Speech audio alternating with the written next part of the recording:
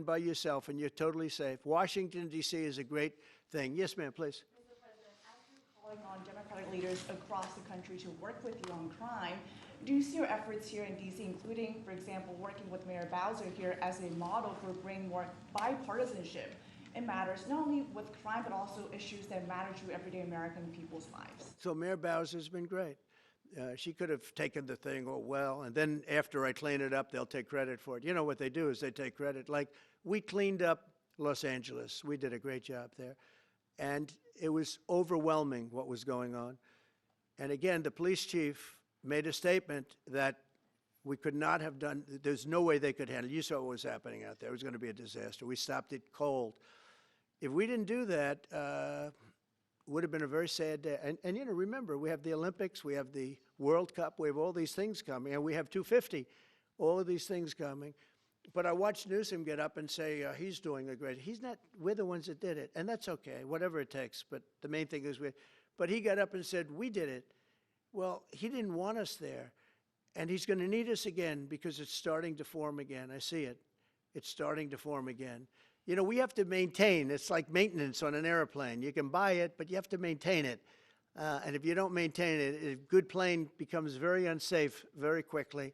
So it's an honor to do it. It's a lot of presidents wouldn't do what I'm doing. I don't need this heat, but when I watched television last night and I'm watching the news and I see that 9 people were killed in Chicago and 54 were badly wounded with bullets, I say, that's not this country. We have to do something. And I do say this, I say this very much. I'm not speaking to anybody but them right now.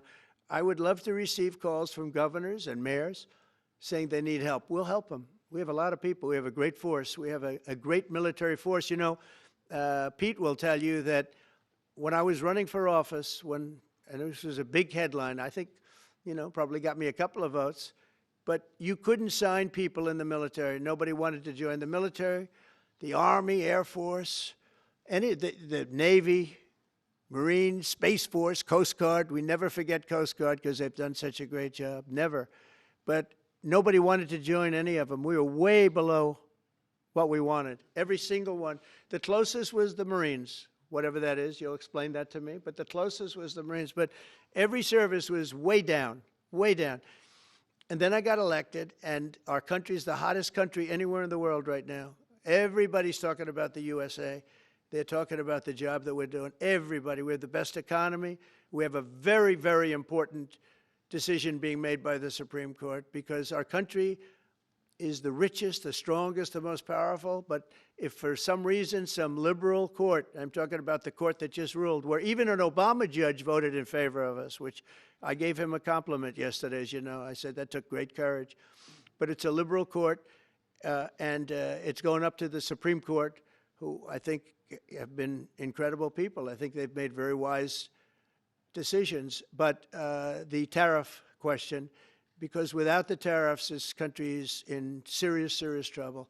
We've taken in almost $17 trillion of investment is coming in. Most of it is coming because of tariffs.